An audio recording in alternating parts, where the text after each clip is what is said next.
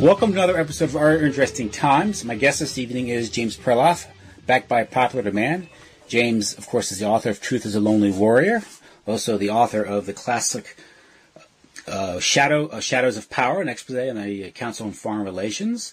His website is jamesperloff.com. Part 2 of an interview with James Perloff on Trump, Syria, and the New World Order. What do we make of the Trump presidency and its role in the current global situation, the New World Order in general? Right. And as I was saying at the top, I think you said you also voted for him. But yeah, I voted for Trump. And if anybody's familiar with my website or my Twitter feed, I have this archive of memes that I've made. And, I have more memes about Hillary Clinton by far than any other person or subject. Mm-hmm. Just meme after meme, because it was a meme war. And we really wanted to make sure that the Clinton-Bush hold on the presidency finally came to an end. We did not want to see Hillary Clinton get in there with all of her corruptions, we knew she was pro-war. We weren't sure about Trump, but she was pro-gun control and pro-GMO and, pro-transgender. And we had the spirit thing coming out and the pedophilia and, of course, all her lies and corruption, the Clinton Foundation, all these reasons to oppose her. So, yeah, because it was more from opposing her than favoring Trump that I became at least nominally favorable towards Trump, but definitely against Clinton. But I was hopeful about Trump because he said a lot of good things, and he did do a few good things when he first came in. He got rid of the TPP, but maybe they thought that was a lost cause anyway. I don't know. But he also canceled the transgender policies, and he did speak to Robert F. Kennedy about the possibility of heading up a vaccine task force, which delights me because that's an issue that's close to my heart. And I have a recent post called Vaccination Visuals on my website, which is there's a lot of video clips of doctors and former Merck reps and parents who have, suffered from the destructive impact of vaccination, which I consider part of the population control agenda. So he done some good things coming in, and perhaps I consider this the most favorable thing about Trump was that mainstream media seemed so down on him. Mm-hmm. They were down on him, not seemed. They were constantly fighting him tooth and nail. And of course, Soros had those protesters out, the Not My President protests, and then the Women's March, and then the Berkeley riots. And so that was the reason to like Trump was our enemies in the mainstream media were so harsh on him. But what troubled me on the other side was, and this is what I feel we're now seeing the deep state coming to fruition, was his long history of Zionist connections. And you can really take that back, I guess, to his father, but certainly to his early associate with Roy Cohn as his attorney. And this is significant. He's the only American celebrity, and this was well before he ran, to make a campaign commercial for Israeli television for Benjamin Netanyahu's re-election. That really shows you where he stands on Zionism. He also said throughout the campaign that our allies must pay for their own defense costs, and that got a lot of cheers. But at the same time, his campaign said we're going to increase military aid to Israel. Now, that's a contradiction, and it shows that he's playing favorites with Israel. Another thing that I thought was important to at least mention in my post was a video done by Brother Nathaniel. He's a Jewish born and raised. He's now a Christian. He's a great YouTuber. He had a video he put up well more than a year before the election called Trump's Deck of Jewish Cards, where he talked about all these Zionist connections. He talked about Jared Kushner, warned about Kushner, and he warned about Carl Icahn, the Jewish billionaire who bailed out Trump when Trump Entertainment went bankrupt, and said, watch out for these guys. Well, now we see Trump having Jared Kushner as his senior advisor and Carl Icahn as his special advisor. And these guys are hardcore Zionists. Jared Kushner in particular, who's always lurking, you notice within a few feet of Trump, he's always there, even though he's just a 35-year-old real estate developer on the surface. But he has raised money for the IDF. He's a hardcore Zionist. He fired a guy named Philip Weiss from the New York Observer, which Kushner owns, and according to Weiss, is for writing an article that criticized Israeli occupations. And of course, He's also got both Trump and Kushner have as their senior advisor, special assistant, Abraham Berkowitz, who's the first cousin of the former president of AIPAC, Howard Friedman. I mean, it's getting pretty deep here. And then for ambassador to Israel, Trump has appointed David Friedman, a hardline pro-occupation guy, the worst enemy the Palestinians could have. I understand he even lived in settlements in Israel. I linked to another video of many Zionists who Trump has in his administration. He's also stated, this is well before the election, he wants to move the embassy from Tel Aviv to Jerusalem. And people who know about biblical prophecy as it's interpreted both by the Bible and the Satanists themselves, they want this third temple built on the Temple Mount. And this would be a temple for Lucifer. No question about it. The Bible warns in 2 Thessalonians about the man of lawlessness, the Antichrist, who will put himself in the temple pretending to be God. And why would you want to favor that? But he said he's in favor of moving the embassy to Jerusalem, which is definitely a move in that favor, especially with his real estate background and Kushner's real estate background. You've got to think that Netanyahu has it in mind that they would help with the rebuilding of that temple. That's speculative, but Trump and Kushner in Israel as we speak, and maybe they're going to make some kind of announcement about that. We'll have to see. But in addition to all of this, Tim, at the inauguration, he was introduced by a Jewish senator, Chuck Schumer, but more significantly, immediately after his inaugural speech was over, Trump's speech, he was then given an invocation for the first time ever at an inauguration by an Orthodox rabbi, Marvin Heyer of the Simon Wiesenthal Institute, who quoted Psalm 137 saying, quote, "By the rivers of Babylon we wept as we remembered Zion. If I forget thee, O Jerusalem, may my right hand forget its skill." Unquote. Well, what's that got to do with America? But certainly was a message to the Zionists that Trump is on their side. And that very same day, inauguration day, Trump said he was going to build a missile shield against Iran, which is kind of absurd since they don't have any nuclear weapons. And since that time, since the inauguration, he's invited, as you know, Netanyahu to the White House. He's already over there in Israel now, meeting Netanyahu again. It's certainly showing us how close he is to the Zionist agenda. And I don't know if did you hear his Easter message? No. Okay. Well, for his Easter message. Easter message. Yeah. Okay. Which a term I use guardedly. It lasts for about 4 minutes, but you can find it on YouTube. Just look up Trump's Easter message. But he starts out not talking about Easter, talks about wishing the Jews a happy Passover, and talking about how great Israel is and what a great model the Jewish people are. Now, it's okay to do that, but bear in mind that Jews only represent 3% of the American population, and it's only after 45 seconds, almost as an afterthought, he said, "We also are marking Easter at this time." So it's sort of as an afterthought, he also wished Christians a happy Easter. But the majority of the message was devoted to Passover. This was not a good sign, and another signal, obviously, to the Zionist community that is on their side. And, of course, he wanted to mention something about Easter because he wants to keep evangelicals supporting the Greater Israel program because their support is important to that. But now we see him over in Israel with Jared on board. And one of the things that I'll just mention is that, according to mainstream media, he's leaning towards Joe Lieberman as the new head of the FBI. Now, by the time he aired this, maybe he'll have appointed somebody. But as we're recording this, Comey has been fired. Joe Lieberman is considered top candidate to fill the FBI post, which is pretty ridiculous considering that he has no criminal justice background. But he is, of course, a Zionist. He's an admirer of Chabad Lubavitch, which is the Zionist organization that Jared Kushner is so devoted to. But the reason this troubles me, Tim, is that if he becomes FBI director, maybe he won't, there's speculation at this point, but you'll recall that after 9/11, Israeli suspects were sent home because the guy in charge of the 9/11 investigation was Michael Chertoff, whose mother was in the Mossad.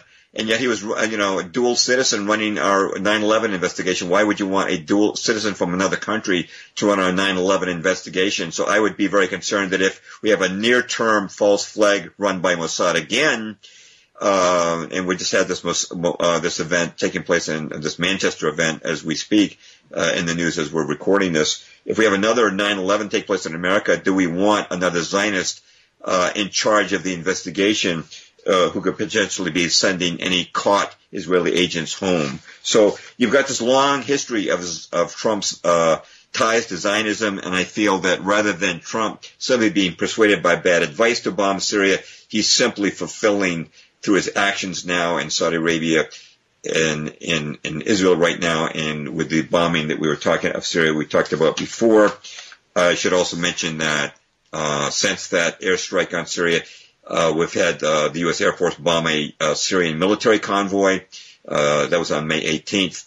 So he's continuing to take aggressive actions against the Assad regime. And, of course, Rex Tillerson, Secretary of State, has said, quote-unquote, Assad must go, echoing Lindsey Graham and John McCain. So bad signs, and I do feel that Mr. Trump has shown us his true colors, and he is carrying out a long-term Zionist agenda, and that was the deep state's plan all along. And nowhere is anyone asking the obvious question is, by what authority does Rex Tillerson have to demand that a foreign leader step down? And no one is asking, has there been a declaration of war against Syria by the U.S. Congress to justify these military assaults on a sovereign country that has done nothing to to threaten the security of the United States of America? It just goes to show how conditioned we've become, the public in general, to just accepting these unilateral military actions abroad that have no rationale, have no moral sense to it. There's no no strategic sense from the standpoint of national security, but it does have a standpoint of the New World Order, because Syria is being targeted for a number of reasons. It's outside the Anglo-American system. Right. And it needs to be broken up and destroyed. Syria itself was a creation of European imperialism. All these states are. So they're being, they built them, now they're taking them apart for the benefit of Wall Street in London and the Zionist powers, the Anglo-American Zio Empire. It's the Atlanticist powers. Yeah, Carol Quigley should have included Zionist in that Anglo-American establishment title of his book. I have an embedded clip in that post we've been talking about tonight from Syria Girl, who's a great commentator on Syria, and she has it's called 8 Reasons Why the New World Order Hates Syria. Yeah, I saw that. That's a couple years old. Just like Syria had its own industry.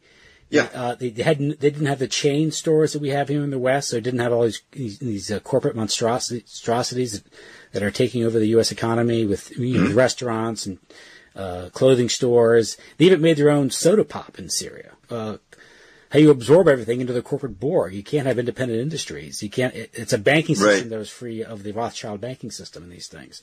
They want monolithic control. The banking system was the fact that they have no Rothschild central bank and no IMF that were among the other reasons that Syria Girl gave. And this, as you say, this a couple of years ago, as well as the fact they have a lot of oil and natural gas, and this whole desire to build this natural gas pipeline through Syria from Qatar to the European Union, so the European Union won't have to depend on energy from Russia. And something else we should mention too.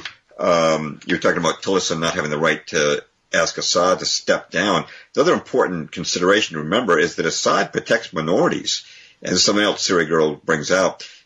He protects the Christian churches, and one of the reasons apparently that Putin, if he is a genuine Orthodox Christian, and I looking at the man's behavior, I believe that he is.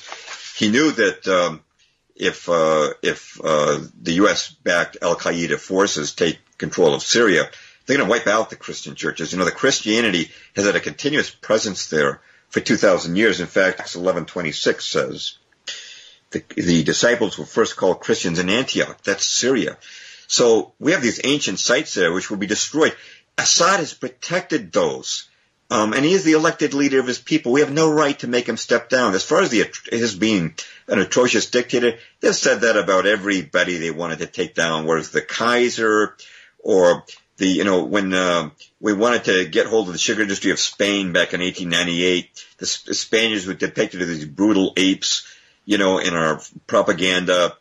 We have to take care of these. They're not really human, these Spaniards. And we always depict our enemies as these subhuman monsters when we want to have a war. And that's just part of war propaganda. And people need to recognize the pattern.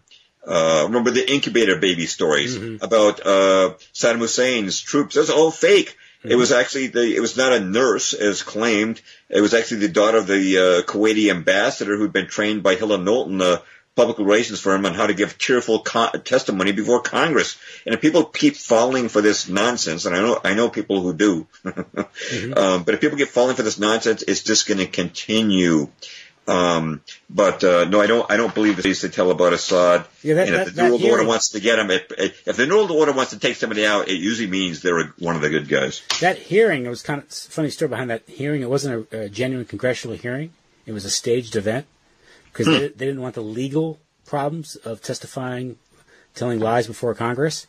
So Tom Lantos, Democrat, organized a staged prop event that looked just like a congressional hearing. So when she testified, and when people who suborned her testimony arranged it, like Hill and Knowlton wouldn't be legally responsible for. So legally, it wasn't. I think this is the detail I remember. I might be wrong, but the thing is Tom Lantos had the fake congressional hearing, and it was broadcast. People just took it as a real hearing because there were congressmen listening and all that stuff. But legally, it was not a congressional hearing.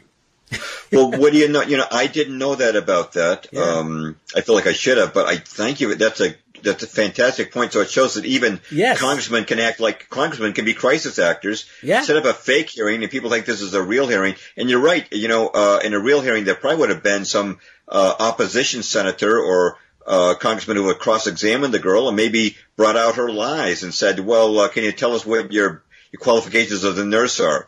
Something like that. And she would have broken down under cross-examination, but because the entire thing was staged, including the people asking the questions, there was no opportunity for that. Thank you, Tim. That's a great insight. And no implications, no consequences for Hill and Knowlton for these things, for the people that orchestrated these. I think it was was it Gray, I think, who was blackmailed because he was a homosexual, guy who ran Hill and Knowlton. Not Donald Gray, the guy, what was his name? Name fails me now.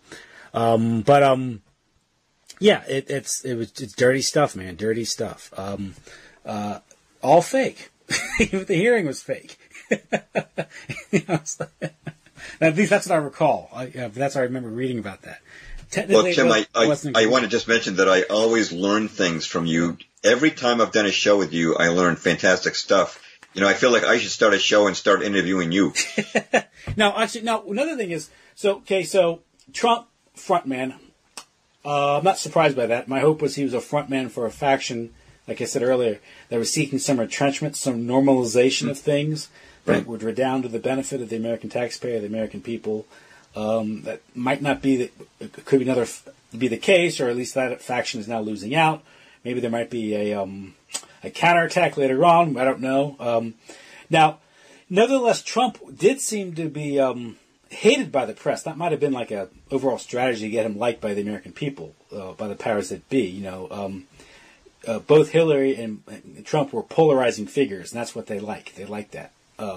Get that divide in the electorate, in American society. But we have this meme going out there somehow that Trump is I call him a Siberian candidate, as opposed to the Manchurian candidate. So this, he's with the Russians. He's given Russian secrets. Although as a president, he's allowed to do that because he can declassify anything he wants unilaterally. I think that's how the law reads. So that's a fake story in and of itself. He decides what can be declassified. But this running thing where his ties to Russia, these financial ties. Now I know because in the 90s and the 2000s. A lot of money poured in from Russia, particularly after Russia was kind of asset stripped in the 90s by Harvard, by the Harvard boys, by the Clintons. Jeffrey Sachs going in there with their restructuring and their planning and their they debased the Russian currency and used that to strip Russia of its assets. In the process, they empowered a handful of oligarchs that Putin then went after. That was led to the rise of Putin in the late 90s. Mm-hmm. The irony is we've getting this charge that this investigation of Trump's ties to Russia, and we're getting this reporting about how some of these Russian oligarchs have bought real estate from Trump or rented some of these expensive condominiums from Trump as a form of bribery or money laundering, which isn't really too surprising to me if that is the case. This is politics, and politics is dirty, and politicians are dirty. It doesn't surprise me. Real estate is often a vehicle for money laundering. That's not, too surprising at all. I can see where there could be a story there. But if you follow Trump's background Trump's background is casinos, and he bought out Resorts International. There's an interesting story how he negotiated that deal. It appears that he was a frontman for Greater Powers when he orchestrated this deal in the late 70s.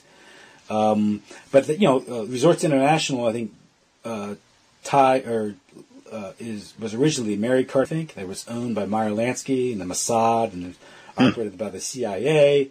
They're allowed to run all these illegal gambling operations, fixed gambling operations in the Bahamas in return for facilitating intelligence operations and money laundering and for drug proceeds that the agency used for its black ops. He has direct ties, not only to Roy Cohn, but also to figures like Meyer Lansky and these figures. So the fact that there's dirt in his back isn't too surprising. But he has he had ties to Meyer Lansky. Of course, David Rockefeller was involved in the Resorts International. Also, this thing called Investors Overseas Service, which was a huge drug and money laundering operation used by the CIA. Tibor Rosenbaum, which is interesting, a Mossad agent, Swiss banker, who I think owned the trademark that employed Clay Shaw. So it ties back to the Kennedy assassination. So, it gets really, really deep. But this issue of Russian finance and money, what I think is interesting about this is, but if you want to investigate the Russian ties, that opens up a huge can of worms, because this gets into 9/11, Operation Hammer, the $240 billion bonds, fraudulent bonds, that were cleared after 9/11 because of the attacks. The Federal Reserve waived all the certification and regulatory requirements, and they pumped all that money into the economy. So that got covered up during 9/11. Rex Tillerson, Wilbur Ross, who's now a member of the Secretary of Commerce, he ran the Bank of Cyprus. That collapsed. That stole. That had ties to Russian organized crime. So there's a lot. There's always something there. I think Catherine Austin Fitz made the point that there's so many business dealings that there's something could be made of this if they wanted to. But I think what they do is they just want a running meme to just drag it out to create a political situation that's completely dysfunctional. Nothing's going to get done. Even if he wanted to get something done, he's going to have constant scandal. But I think I mentioned to you that, okay, let's talk about the Russian connection.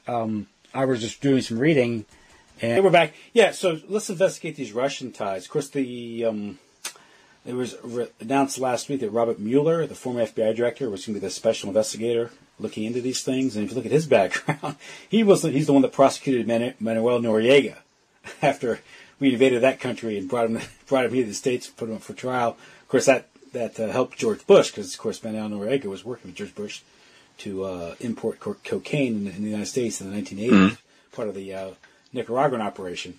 But of course, it was Mueller who helped cover up much of the 9/11, and also he was the one that, of course, had that stellar performance investigating the anthrax attacks.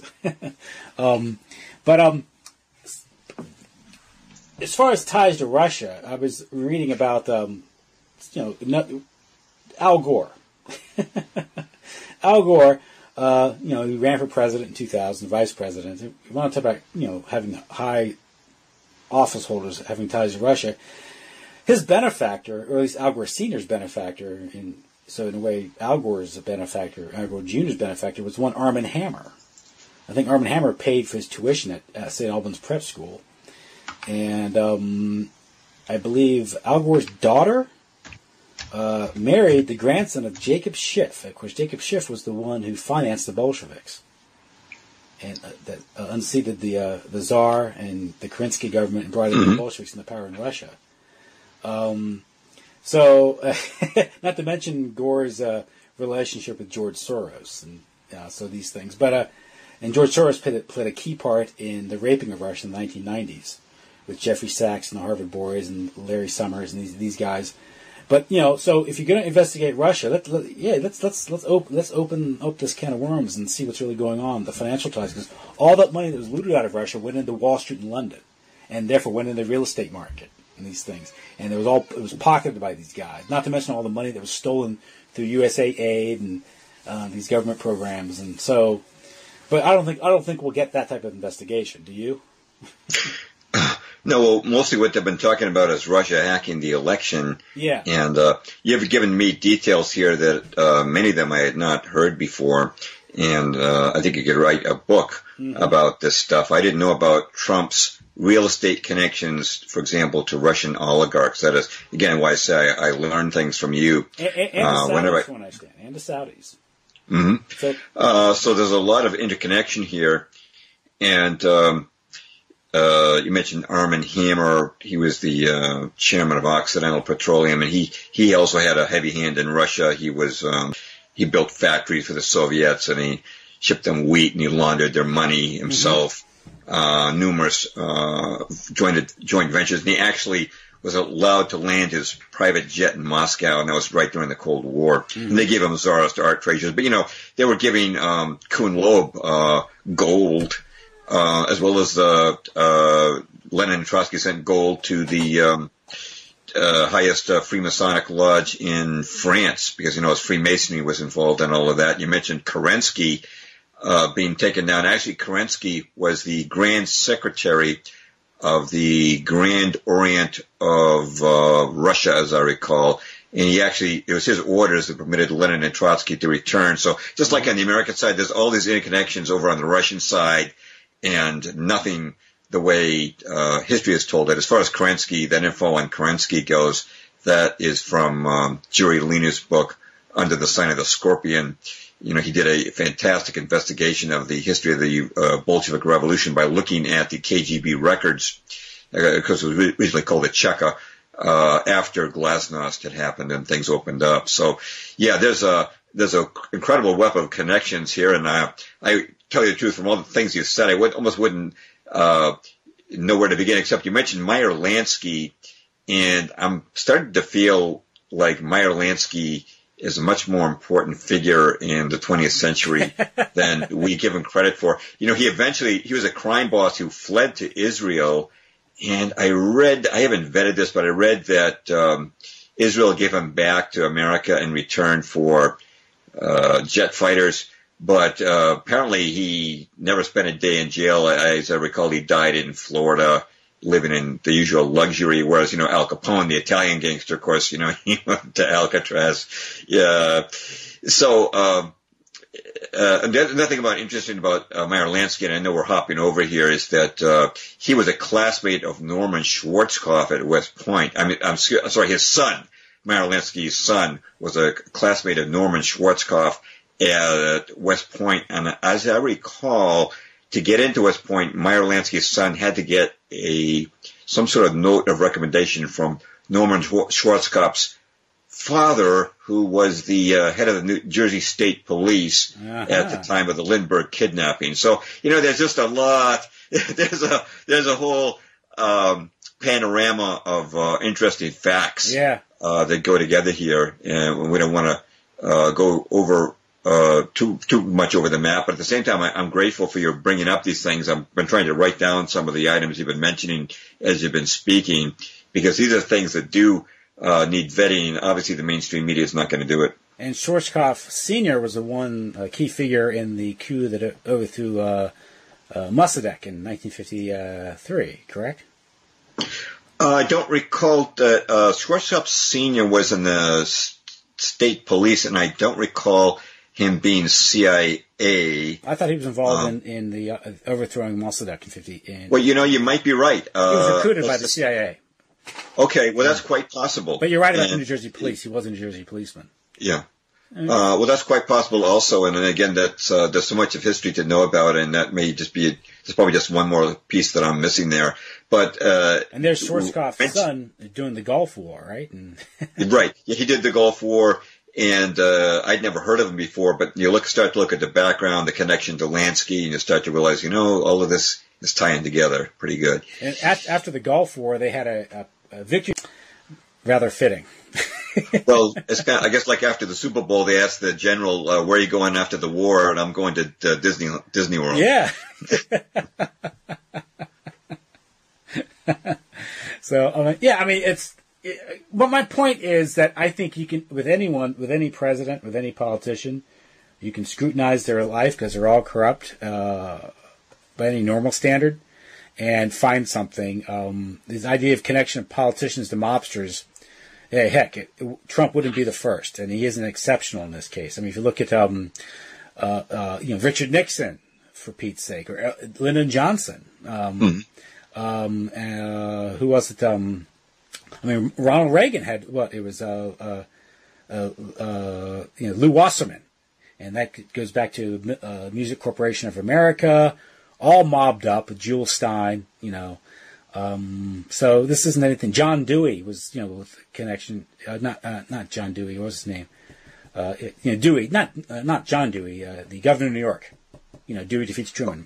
Thomas Dewey. Thomas Dewey, not John. John Dewey was the education reformer, or radical. But, Thomas Dewey had ties to these things. And I think he's the one that facilitated the deal with Lucky Luciano. All a morass, they're all entangled. And you can always probably glean some case enough to get a story going. Because it's dirty. Billionaire, you don't become a billionaire by playing clean. I'm sorry. You don't become a billionaire by, you got to play the game, particularly not in the world of casinos. So. Right. Do you know of a book that ties together a majority of these facts that you've been mentioning here, Tim? I would just be interested, in learning more of some of the things you've been talking about in these interconnections. There is a testimony by Ann Williamson about the looting of Russia you can find online. She details the Russian angle of it, but she gets some of these mob connections. The book title is called, she wrote, is Contagion. Okay. By Ann Williamson, but I can't seem to find the book anywhere. Okay. Maybe Amazon's censored it. Yeah, maybe. I was trying to look for it, I couldn't find it. But she gets into all this stuff. Another good book is Super Mob by Gus Russo. Gus Russo gets into the Jewish mob in California and politics, and that's a great book. Kelly Denton and Roger Morris about Las Vegas, and that's a great book highlighting the intersection of entertainment, gambling, politics, and it's almost like how Las Vegas really is a microcosm of America, at least the American politics, and the kind of how all this drug dealing, intelligence, gambling, sex, murder, politicians, Frank Sinatra, Meyer Lansky, Joe Kennedy, and these things.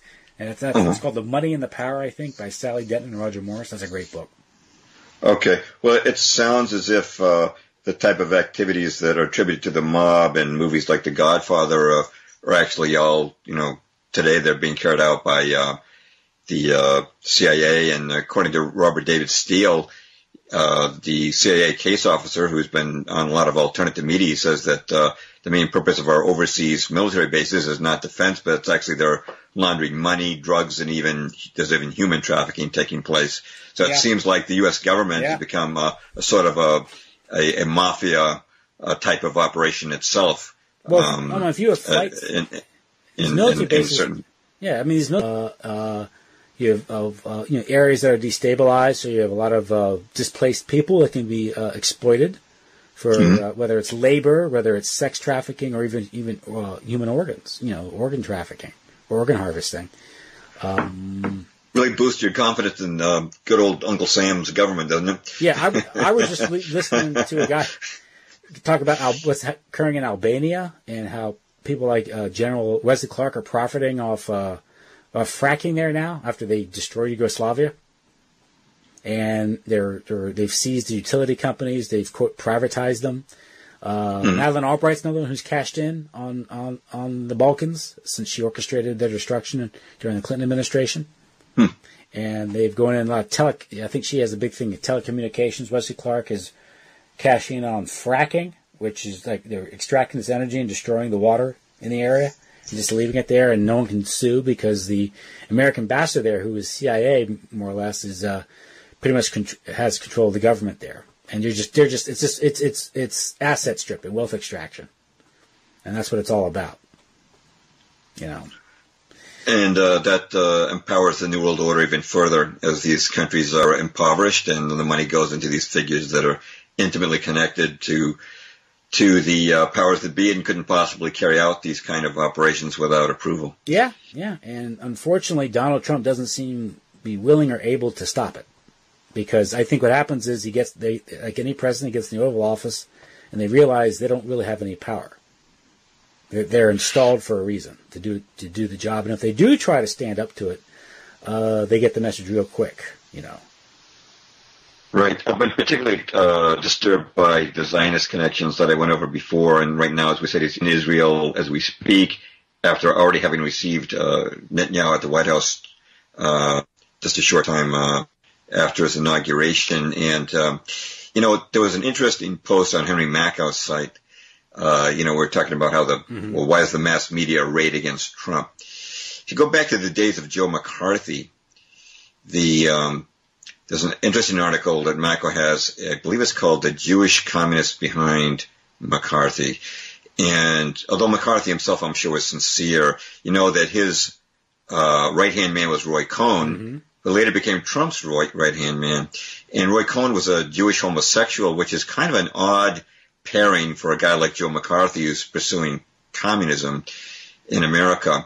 But it appears that, and they had testimony in this article from people who were there at the time, that the funding for the anti-communist movement actually originated with Bernard Baruch. And if you know Bernard Baruch, he was the fixer behind Franklin D. Roosevelt as well as Woodrow Wilson. He was probably the most prominent, powerful Zionist banker in America. He certainly made hundreds of millions during the First World War. And he financed the anti-communist movement, which is very surprising because we always associate Bolshevism with Judaism and Zionism. But if you look at Joe McCarthy's first speech was 1950, that's also the year that the Rosenbergs were arrested. And it appears that, I don't know that this is quite the correct interpretation, but that perhaps Baruch was aware that there was a lot of mumbling going on, that all these atomic spies were Jewish. And so the idea apparently became to draw attention from the Jewish makeup of the spy ring, which included Cohen and Greenglass and all other Jews. Oppenheimer were all Jews. And to put America's attention on communism. All of a sudden you had this spate of anti-communist movies around 1952. I don't remember if we talked about this before, but there was Big Jim McLean and My Son John, and I was a communist for the FBI. And then all that seemed to die down with the death of Stalin, who seemed like he turned on the Zionists at the end of his political career. And all of a sudden they didn't need Joe McCarthy anymore, and he had a rather unexpected death when he went to Bethesda Naval Hospital, which is also where James Forrestal, the former Secretary of Defense, met his untimely end when he went out a window. Yeah, did he jump or was he defenestrated? That's the well, he certainly went out the window. Yeah.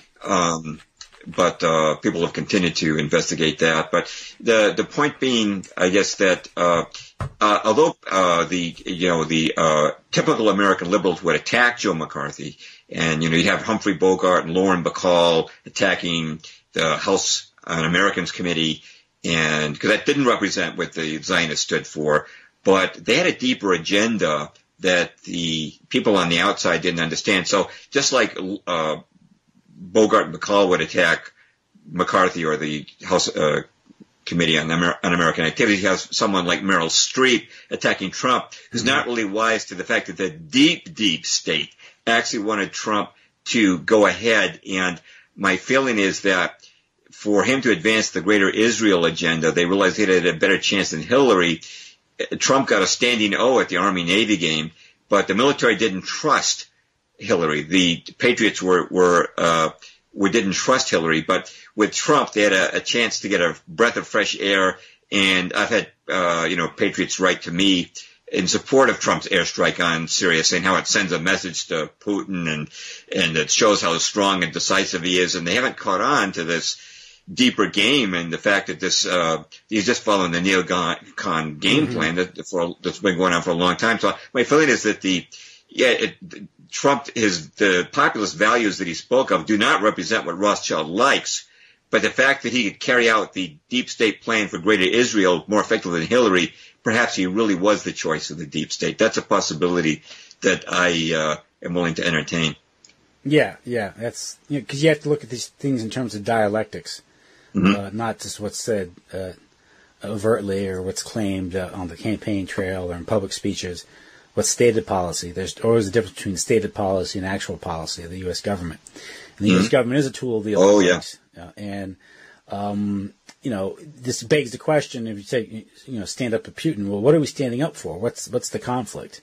Well, the conflict is because it's been the strategy of the Anglo-American Zio Empire to encircle Russia and keep it separated from Europe to prevent the continent from uniting, from forming some sort of, continental bloc to challenge the sea power, which is the Anglo-American Zio Empire. That's the old Mackinder doctrine. It may be over a century old, but it's still in play today. We're seeing it played out today. And Trump is an interesting character. As a foil, he can step in there and perhaps prepare the country to have a conflict with Russia. Although I don't think a direct conflict is in the cards. I think the idea is to try to prevent these countries from developing normal trade relations so they can break out of the Anglo-American fold.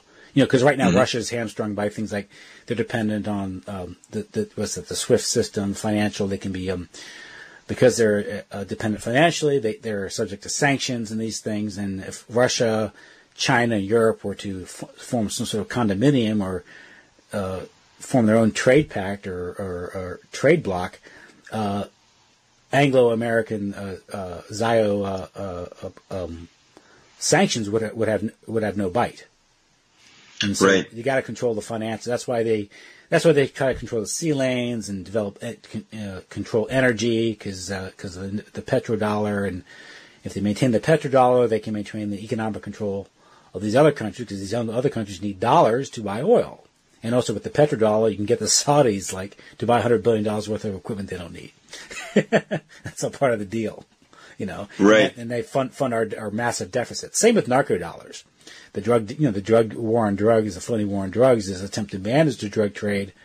So, to make sure that dollars are used to buy drugs, because those dollars go into American banks and keep the banks liquid, and at the same time probably buy up huge amounts of U.S. debt.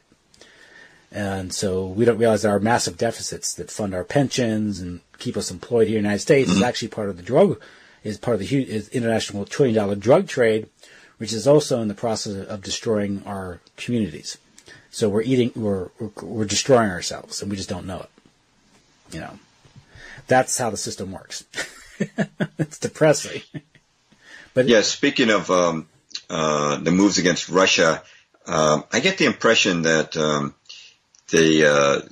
Trump might go soft on Russia for a little while, because I think they'd like to. It's kind of like if you've ever seen the movie, the Seven Samurai. One way they. Did you ever see that movie? No, I've never saw the Seventh Samurai, but I saw the American version. Oh, okay. What's the Magnificent Seven, right? Well, it's about these 7 samurai who have to defend a village against 40 bandits, and one of the strategies they use is they wall off the village except for one opening, and they let one bandit come in, and then these men with spears will then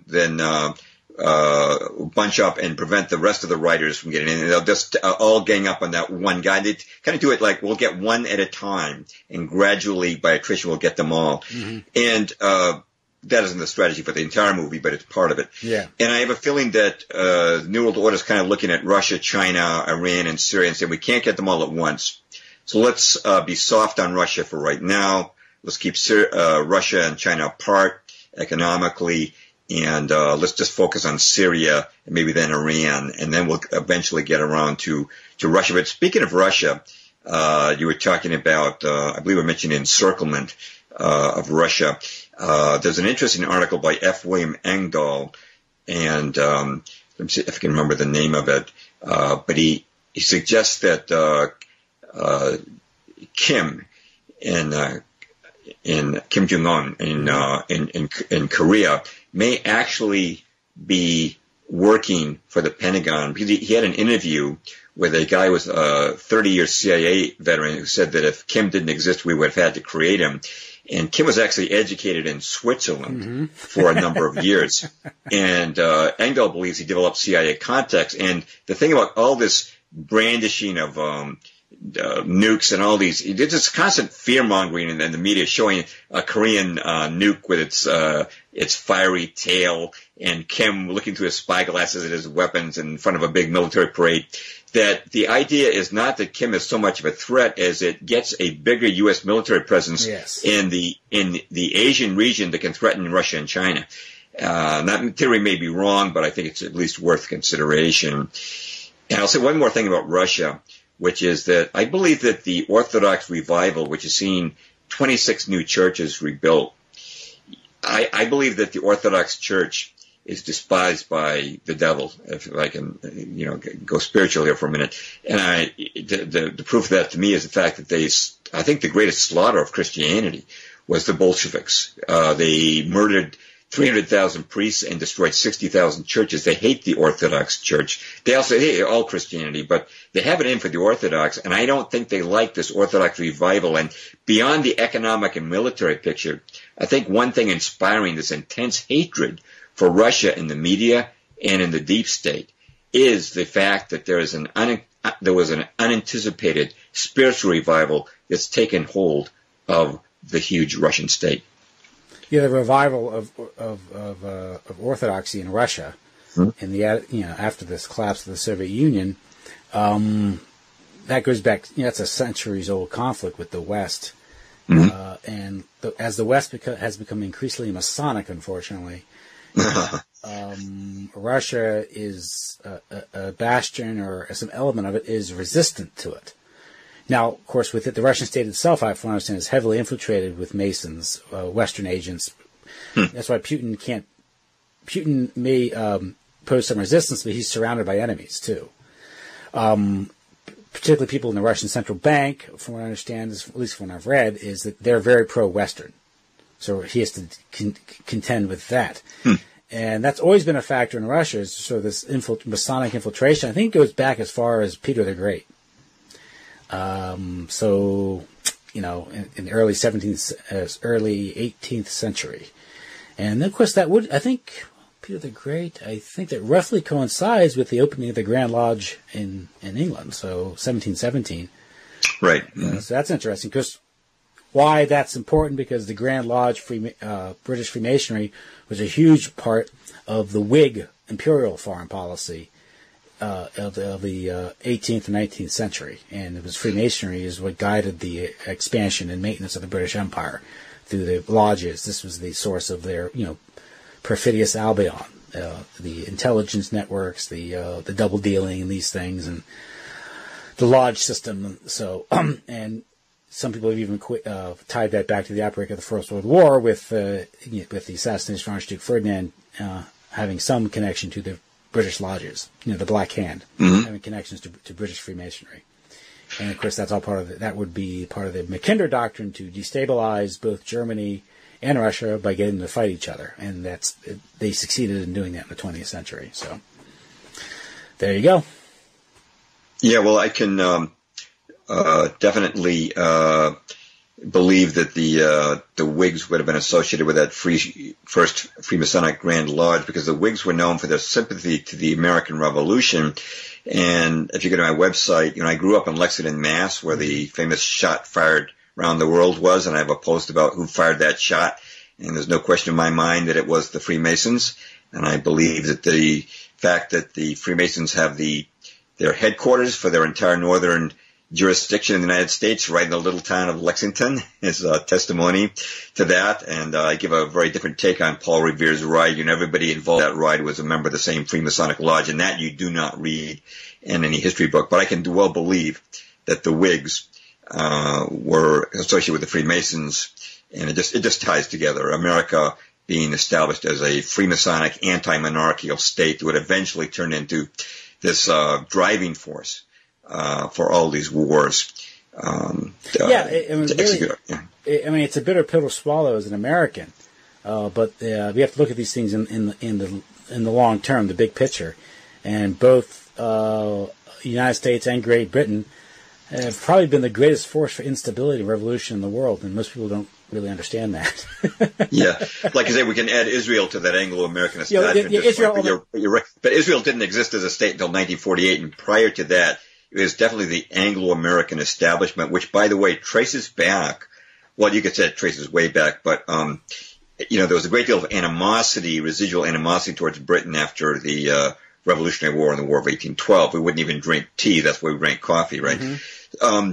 But in the War of 1898, and I get into this under my post on it's called Trial Run for Interventionism. It was the first interventionist war we fought.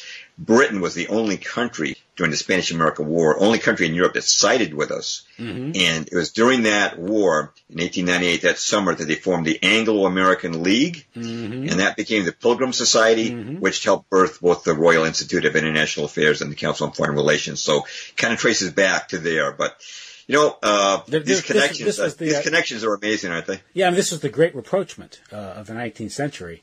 Mm-hmm. This is the function of the Rhodes Trust. Yes. The unification of the English-speaking people under British tutelage. And I guess the Eastern Seaboard was always Anglophile. But the big question is, how do they get the rest of the country on board? And they did that through, a broad cultural agenda, later through Hollywood. Before that, just, through these, the Pilgrim Society. Are they the ones that revitalized Mount Vernon? The British? Or was it the Pilgrim Society that did that, I think, or some British? Well, I don't know, but it wouldn't surprise me given the fact that they were trying to reconciliate America with Britain in order to create this Anglo-American war-making establishment. Look at the Rhodes Trust, Rhodes Scholarship. How many people like Strobe Talbot and Bill Clinton, these Rhodes scholars. It was to indoctrinate the future leaders of America into the establishment. And then, of course, we have the efforts of the propaganda efforts of the First World War, which were amazing, but the Second World War with William Stevenson and the irregulars and the Quarter Circle in Hollywood, and then you had all these movies, with like Gunga Din and even Shirley Temple movies about Queen Victoria. And they went up to the Second World War, showing how good the British are. Everyone, we hear talk about Nazi fifth columnists. No one ever talks about British fifth columnists because British, even our OSS was established under the direction of people like Ian Fleming. This British came from this oligarch family who then would go on to do the James Bond thing, and the whole James Bond mythos is there to legitimize the cryptocracy of spying, and then spying became cool, and CIA became cool, and this is conditioning us for all this stuff, all the shenanigans and all the perfidious behavior of the deep state that it's become normalized, whether it's through James Bond, or through shows like Get Smart and these things.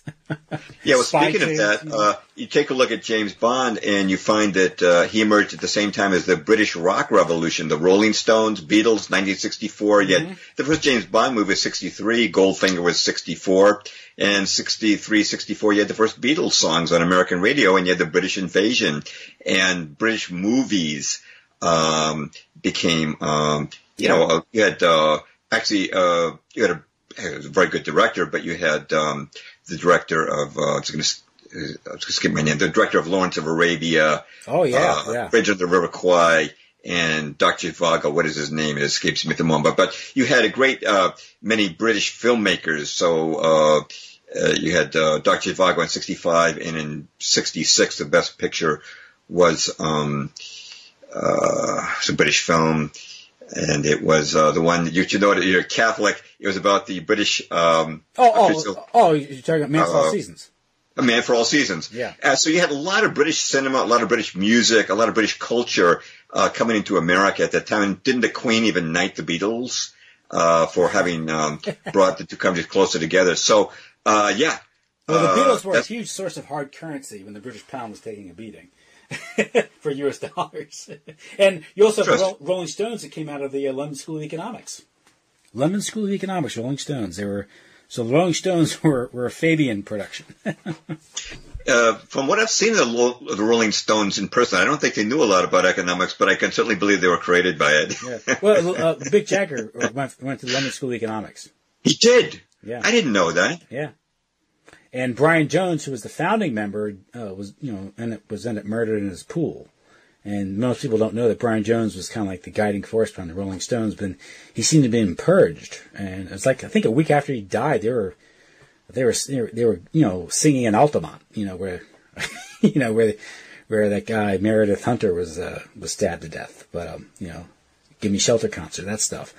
Weird stuff. And the music, the whole music thing is, of course, that's a whole other thing, though. Been wrapped up with intelligence and these things. We had the British invasion, these things, and it's not too surprising that huge cultural agenda. And it's been going on through the entire 20th century. The Zionist angle is interesting because Zionism was birthed largely by Rothschilds, who were primarily based out of London, and it's the whole issue of philo-Semitism, British philo-Semitism. And pretty much it was in the 19th century because the British ruling class became so degenerate they went into debt to support their luxurious lifestyle. A lot of the estates that they had seized from the Catholic Church after Henry VIII, they had to they were cash poor, so they spent the better part of 2 centuries borrowing money to the point where by the middle of the 19th century, banking families like the Rothschilds controlled the British state. Well, I've known a great deal about, not a great deal, but I've been certainly very aware of the British decadence of the upper classes. And, of course, the devil knows how to play to your temptations. And we know that the New World Order is Luciferian. So it doesn't surprise me that they would take the country on whose empire the sun didn't set and capture its leaders through debt. It just makes sense. Mm-hmm. Debt slavery. That's how you do it. The magic of compound interest. As Einstein once said, nothing better than compound interest. Yeah, creating money from nothing, and then everything that goes with money you can get. Yeah, so there you go. Okay, well, James, I've had you a long time tonight. I don't want to tax you too much tonight. I think we covered a lot of ground. We covered most of the specific points in your article you made, which was a very, very important, very good article. So, what do you say we call it a night, and we'll talk soon? That'll be great. I've enjoyed it, and you certainly, scratched a lot of icebergs here. Yes. That could be delved into, things that I had never heard before and that I'd like to investigate more. Yeah. But it's, there are a lot of facts about the New World Order, but they do seem to inevitably interconnect in a web. Yes, they certainly do. That is James Perloff, jamesperloff.com, the author of Shadows of Power and Truth as a Lonely Warrior. You can go to his website, get those books there, and support his work. It's very important work, and it's worthy of people's support because it isn't free. So, okay, well, James, I'll bid you farewell, and we'll talk soon. Okay, Tim, thank you so much. It's been a pleasure. Great.